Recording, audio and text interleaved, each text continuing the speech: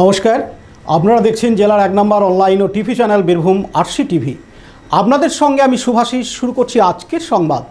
বিস্তারিত সংবাদে যাওয়ার আগে দেখে নেব সংবাদ শিরোনাম।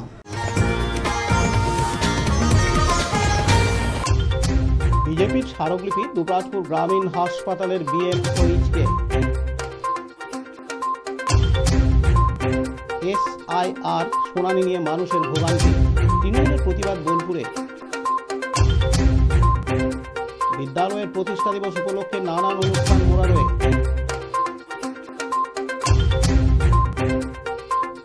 যথাযথ মর্যাদায় পালিত হল সবে মিরাজ মারগ্রামে। এবার সংবাদ বিস্তারিত। সাধারণ মানুষের সুবিধার্থে দুবরাজপুর বিজেপির পক্ষ থেকে শনিবার 17 জানুয়ারি 11 দফা দাবিতে স্মারকলিপি প্রদান করা হয়। এদিন দুবরাজপুর গ্রামীণ হাসপাতালের বিএমওইচ ডাক্তার সালমান মণ্ডলের হাতে 11 দফা দাবি নিয়ে স্মারকলিপি তুলে দেয় বিজেপি। তাদের দাবির মধ্যে রয়েছে অবিলম্বে সাধারণ মানুষকে সরকারি অ্যাম্বুলেন্স পরিষেবা দিতে হবে, অ্যাম্বুলেন্স চালকদের বকেয়া প্রাপ্য টাকা মেটাতে হবে, পর্যাপ্ত পরিমাণ ডাক্তার ও স্বাস্থ্যকর্মী নিয়োগ করতে হবে, স্বাস্থ্যকর্মী ও রোগীদের নিরাপত্তা সুনিশ্চিত করতে হবে, হাসপাতালে দালাল চক্র বন্ধ করতে হবে, জালি ওষুধ চক্র বন্ধ করতে হবে, স্বাস্থ্যকর্মীদের আবাসিক সুবিধা দিতে হবে, হাসপাতাল নিয়মিত পরিষ্কার পরিচ্ছন্ন রাখতে হবে, রোগীদের খাবারের গুণগত মান বাড়াতে হবে। এইরকম মোট 17 দফা দাবি নিয়ে দুবরাজপুর গ্রামীণ হাসপাতালের বিএমওইচ ডাক্তার সালমান মণ্ডলের হাতে স্মারকলিপি তুলে দেয় বিজেপি। এই কর্মসূচিতে উপস্থিত ছিলেন দুবরাজপুর বিধানসভার বিধায়ক অনুপ কুমার সাহা, দুবরাজপুর মণ্ডল সভাপতি সোমনাথ ব্যানার্জি, বিজেপির সংখ্যালঘু মোর্চার জেলা সভাপতি মোতার হোসেন খান, বিজেপির দুবরাজপুর শহর সভাপতি দেবজ্যোতি সিংহ সহ আর অনেকে। এদিন দুবরাজপুর গ্রামীণ হাসপাতালের বিএমওইচ ডাক্তার সালমান মণ্ডল জানান, নিশ্চয়ই জান দুবরাজপুর গ্রামীণ হাসপাতাল প্রায় 17টির মতো আছে। তারা ভালোভাবেই পরিষেবা দিয়ে যাচ্ছে বিগত 9 বছর থেকে 10 বছর ধরে। তারা কয়েকদিন আগেও জেলার মুখ্য স্বাস্থ্য আধিকারিককে ডেপুটেশন দিয়েছিলেন বকেয়া প্রাপ্য টাকা মেটানোর জন্য, কিন্তু তাদের বকেয়া টাকা না দেওয়ায় তারা পরিষেবা বন্ধ করে দিয়েছে। এতে হাসপাতালের পরিষেবা ব্যাহত হচ্ছে। আমরা ঊর্ধ্বতন কর্তৃপক্ষকে জানিয়েছি, যত তাড়াতাড়ি বিষয়টির সমাধান হয়।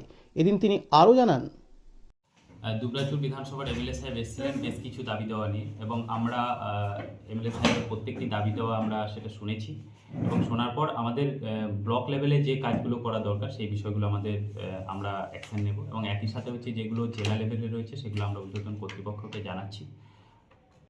অন্যদিকে দুবরাজপুর বিধানসভার বিধায়ক অনুপ কুমার সাহা বলেন, আজকে ভারতীয় জনতা পার্টির পক্ষ থেকে দুবরাজপুর ব্লক প্রাথমিক স্বাস্থ্য কেন্দ্রে আমরা একাধিক দাবি নিয়ে আমাদের আজকে বিএমওইচ সাহেবের কাছে ডেপুটেশন দিলাম। মূলত আপনারা জানেন যে সরকারি যে অ্যাম্বুলেন্স হয়, সেই অ্যাম্বুলেন্স পরিষেবা যারা দেন সেই ড্রাইভারদের বকেয়া বেতন বেশ কয়েক মাস তারা পাচ্ছে না, যে কারণে তারা স্ট্রাইক করে, এবং সেই স্ট্রাইকের কারণে সাধারণ রোগীরা অ্যাম্বুলেন্স পরিষেবা থেকে বঞ্চিত হয়। আমরা বিএমওইচ সাহেবের মাধ্যমে রাজ্য সরকারের তথা স্বাস্থ্যমন্ত্রীর দৃষ্টি আকর্ষণ এবং এই অ্যাম্বুলেন্স পরিষেবাকারী ড্রাইভারদের বেতন যাতে তারা পায়, বকেয়া প্রাপ্য টাকা যাতে তারা পায়, তার সাথে এই প্রাথমিক স্বাস্থ্য কেন্দ্রে পুরো ব্লকের সহ ঝাড়খণ্ডের খয়রাসোলেরও বহু এলাকার মানুষ পরিষেবা পায়। সেই পরিষেবার ক্ষেত্রে, পরিকাঠামোর ক্ষেত্রে যাতে উন্নয়ন করা যায় এবং হাসপাতাল চত্বর পরিষ্কার পরিচ্ছন্ন নিয়মিত হয়, স্বাস্থ্যকর্মী থেকে এখানকার রোগীদের নিরাপত্তার জন্য নিরাপত্তা রক্ষী যাতে এখানে ব্যবস্থা গ্রহণ করা হয়, এক্স রে মেশিন থেকে অন্যান্য যে সমস্ত চিকিৎসা ক্ষেত্রে পরিকাঠামো ব্যবস্থা সেটার যাতে এখানে ব্যবস্থা চালু করা হয়, এখানে রোগীদের খাবারের গুণগত মান যাতে বাড়ানো হয়। এই সার্বিকভাবে একাধিক দাবি আমাদের যেমন ছিল, যেখানে দালাল চক্রের বিষয় থাকে, মেডিসিন থেকে শুরু করে বিভিন্নভাবে সেই দালাল চক্র যাতে এখানে বন্ধ হয়, এবং আমরা অনেক সময় দেখি যাদের চিকিৎসা এখানেই হওয়ার কথা তাদেরকে হঠাৎ করে রেফার করে দেওয়া হয়, সেই ক্ষেত্রেও যাতে সাবধানতা অবলম্বন করা হয়, এবং সমস্ত রকমভাবে একজন রোগী, একজন মানুষ যখন হাসপাতাল আসবে তাকে সঠিকভাবে ট্রিটমেন্ট হয়, সেই ব্যবস্থা যাতে আমাদের স্থানীয়ভাবে গ্রহণ করা হয়। আমরা চাই এই স্বাস্থ্য ব্যবস্থার সার্বিক ডেভেলপমেন্ট, এবং বিভিন্নভাবে এই হাসপাতাল বিভিন্নভাবে মানুষ যেভাবে বঞ্চিত হয়েছে আগামী দিনে যাতে বঞ্চিত না হয়, এটা আমাদের নৈতিক দায়িত্বের মধ্যে পড়ে। তাই আজকে আমরা ডেপুটেশনের মাধ্যমে স্বাস্থ্য আধিকারিকের কাছে জানালাম যাতে অতি শীঘ্র এই সমস্ত বিষয় নিয়ে যে দাবিগুলো আমরা জানিয়েছি তার যাতে বাস্তবায়ন হয়। কত দফা দাবি ছিল? আমাদের একাধিক দাবি ছিল, 11 দফা দাবি। এর বাইরেও অনেক কিছু বিষয় ছিল যেগুলো আমরা নোট করিয়েছি। যেমন আপনারা জানেন এখানে পাশেই নিরাময় হাসপাতাল ছিল, সেই হাসপাতালের পরিষেবা বিগত দিনে পেয়েছিল এবং সেই হাসপাতালটা দেখিয়ে আয়ুষ মন্ত্রণালয় আয়ুষ হাসপাতাল করতে চায় 50 বেডের, কিন্তু পশ্চিমবঙ্গের স্বাস্থ্য দপ্তর তথা স্বাস্থ্যমন্ত্রী মুখ্যমন্ত্রী তিনি কি কারণে আটকে রেখেছেন?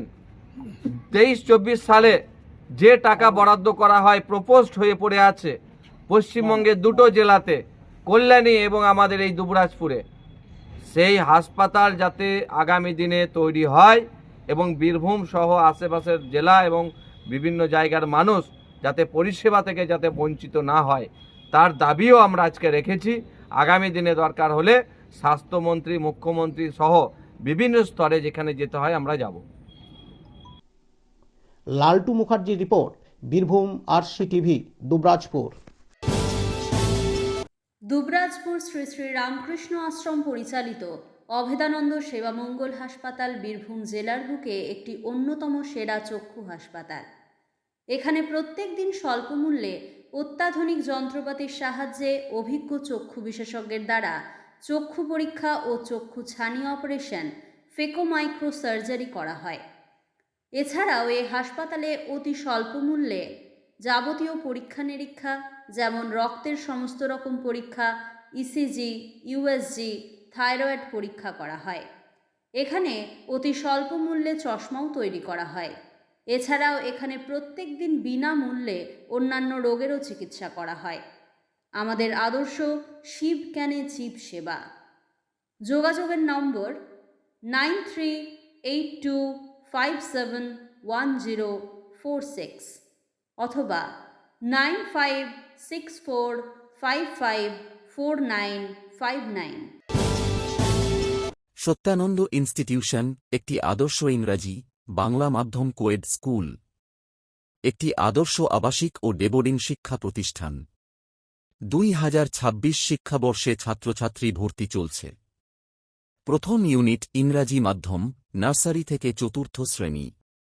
দ্বিতীয় ইউনিট বাংলা মাধ্যম, 5ম থেকে 8ম শ্রেণী। পরিচালনায় শ্রী শ্রী রামকৃষ্ণ আশ্রম, দুবরাজপুর, বীরভূম। যোগাযোগ দুবরাজপুর গোশালা, পাহাড়েশ্বর সন্নিকট, বীরভূম। যোগাযোগ নম্বর প্রিন্সিপাল 9614432465, সম্পাদক 7407405155। দুবরাজপুর শ্রী শ্রী রামকৃষ্ণ আশ্রম পরিচালিত সত্যানন্দ ইনস্টিটিউশন দুবরাজপুরের বুকে এক অনন্য নাম। শিক্ষার সাথে সাথে আমাদের খেলাধুলা, গার্ডেনিং এবং বাচ্চাদের নানা ধরনের মেধা অন্বেষণ পরীক্ষা থেকে সমস্ত কিছু বাচ্চাদের জন্য আমরা পরিষেবা দিয়ে থাকি। নতুন শিক্ষাবর্ষে আমাদের ভর্তি চলছে। আমাদের দুটো ইউনিট, প্রথম বিভাগ ইংরাজি মাধ্যম, নার্সারি থেকে ক্লাস 4 এবং দ্বিতীয় বিভাগ 5ম থেকে 8ম শ্রেণী পর্যন্ত বাংলা মাধ্যম। আপনারা আপনাদের বাচ্চাদের সুরক্ষিত রাখার জন্য পড়াশোনার সাথে সাথে আমাদের যে রামকৃষ্ণ আশ্রমের ভাবধারায় যে আশ্রমিক পরিবেশ, সেই পরিবেশে আমাদের ছাত্রাবাসেরও সুবিধা আছে। বাচ্চাদের নিশ্চিত ভবিষ্যতের জন্য পড়াশোনার জন্য আপনারা আমাদের স্কুলে আসুন। আমরা যথাসম্ভব সহযোগিতার মাধ্যমে আপনাদের বাচ্চাদের আধুনিক ভবিষ্যৎ গড়ে দেবার জন্য বদ্ধপরিকর। এসআইআর নিয়ে মানুষ দিশাহারা। বিভিন্ন সময় বিভিন্ন কাগজপত্র পরীক্ষা করার নামে মানুষকে বারবার ব্লক অফিসে যাওয়া আসা করতে হচ্ছে। এমনকি বয়স্ক অসুস্থ মানুষকেও দেখা যাচ্ছে লাইনে দাঁড়িয়ে কষ্ট করে কাগজপত্র নিয়ে দাঁড়িয়ে থাকতে। আজ শনিবার 17 জানুয়ারি বোলপুর তৃণমূল কংগ্রেসের পক্ষ থেকে মন্ত্রী চন্দ্রনাথ সিনহার নেতৃত্বে তৃণমূলের কর্মী সমর্থকরা বোলপুর শ্রীনিকেতন ব্লকে প্রতিবাদ জানান এবং একটি ডেপুটেশন দেন।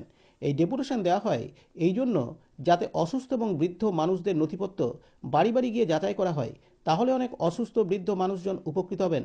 এদিন তৃণমূল কংগ্রেসের পক্ষ থেকে জানানো হয় কিভাবে নির্বাচন কমিশন এসআইআর নামে বাংলার মানুষকে হয়রানি করছে। আপনারা দেখছেন কখনো তারা আধার কার্ডকে বৈধ বলছেন, আবার কখনো আধার কার্ডকে অবৈধ বলছেন। আবার কখনো অ্যাডমিট কার্ডকে বৈধ বলছেন, আবার কখনো অ্যাডমিট কার্ডকে অবৈধ বলছেন। এইভাবে যে বারবার সাধারণ মানুষকে হয়রানি এবং তাদের যে কারচুপি এবং সাধারণ মানুষকে ভোটার তালিকা থেকে বাদ দেওয়ার ফন্দি, এই ফন্দি যাতে তারা না করতে পারে তার জন্যই আমরা এআরওর মাধ্যমে জানিয়ে দিতে চাই বাংলাকে অশান্ত করে ভোট করা যাবে না। এদিন তাদের পক্ষ থেকে আরও জানানো হয় যে এসআইআর নামে কিভাবে নির্বাচন কমিশন বিজেপির দালাল সাধারণ মানুষকে হয়রানি করছে, বাংলার মানুষকে হয়রানি করছে। আপনারা দেখেছেন কখনো তারা আধার কার্ডকে বৈধ বলছে বা কখনো তারা আধার কার্ডকে আবার অবৈধ বলছে, কখনো তারা অ্যাডমিট কার্ডকে বৈধ বলছে, কখনো তারা অ্যাডমিট কার্ডকে অবৈধ বলছে। এই যে বারবার সাধারণ মানুষকে হয়রানি এবং যে তাদের যে কারচুপি, ভোটার তালিকা থেকে সাধারণ মানুষদের নাম বাদ দেওয়ার যে ফন্দি, এই ফন্দি যাতে তারা না করতে পারে তার জন্য আজ আমরা এআরওর মাধ্যমে নির্বাচন কমিশনকে জানিয়ে দিতে চাই যে শান্ত বাংলাকে আপনারা অশান্ত করার চেষ্টা করবেন না। এই বাংলা জানে, এই নবজাগরণের বাংলা, এই বাংলা জানে, এই মনি ঋষিদের বাংলা, এই বাংলা জানে যে কিভাবে আন্দোলন তৈরি করতে হয়। আমাদের নেত্রী মমতা ব্যানার্জি, আমরা আজকে আপনারা দেখেছেন সুশৃঙ্খলভাবে এআরওকে আমরা স্মারকলিপি দিয়েছি যে সাধারণ মানুষকে একটা পাড়া থেকে 5 জন, 10 জন, 15 জন, 20 জন যে বারবার দেখা হচ্ছে এবং এসআর নামে যে হয়রানি করাচ্ছে এগুলো বন্ধ করা হোক। তাদের যে নোটিফিকেশন আছে তাদের সেই নোটিফিকেশনটা তারা যেন ঠিকঠাকভাবে যে তারা যে এভিডেন্স যে ডকুমেন্টস চাইছে সেগুলোই যেন তাদের বৈধ হয়। কখনো তারা বলছে অ্যাডমিট কার্ড লাগবে, কখনো বলছে লাগবে না, কখনো বলছে জন্ম সংশয়পত্র হবে, কখনো বলছে হবে না। এই যে টর্চার, মেন্টাল প্রেশার সাধারণ মানুষকে এই হয়রানির জন্য যে মানুষ সুসাইড করছে, তারই প্রতিবাদে আজকে আমাদের এই প্রতিবাদ এবং আমরা বিডিও ম্যাডামকে স্মারকলিপি জমা দিলাম। কি চাইছেন? আমরা চাইছি যে এসআরের নামে সাধারণ মানুষের ভোগান্তি বন্ধ হোক, এসআরটা যেভাবে হয়েছে ঠিকঠাকভাবে শুনানি হোক, সাধারণ ভোটারদের একটা বৈধ ভোটারে যেন নাম বাদ না যায়, সেটাই আমরা চাইছি। আপনারা কারা আজকে ডেপুটেশনটা দিলেন?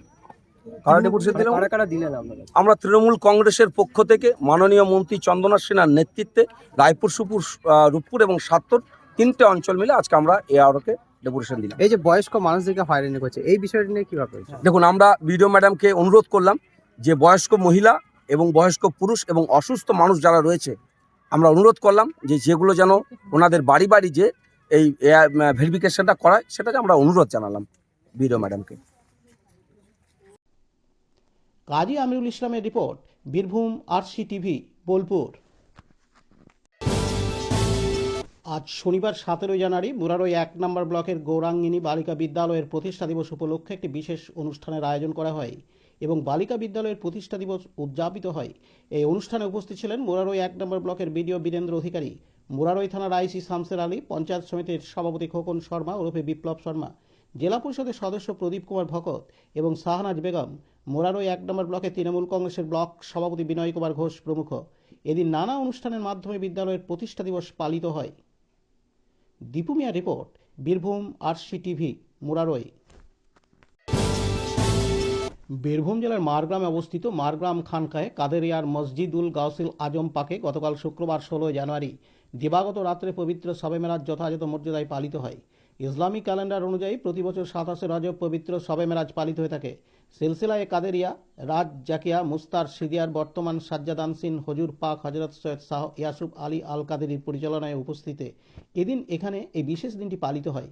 বাদ মাগরেব মেলাত মাহফিল ও এশার নামাজের পর ওয়াজ মাহফিল অনুষ্ঠিত হয়।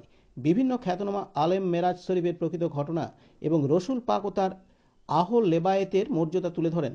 পশ্চিমবঙ্গের বিভিন্ন জেলা থেকে জাতি, ধর্ম, বর্ণ নির্বিশেষে অগণিত ভক্ত এই অনুষ্ঠানে যোগদান করেন।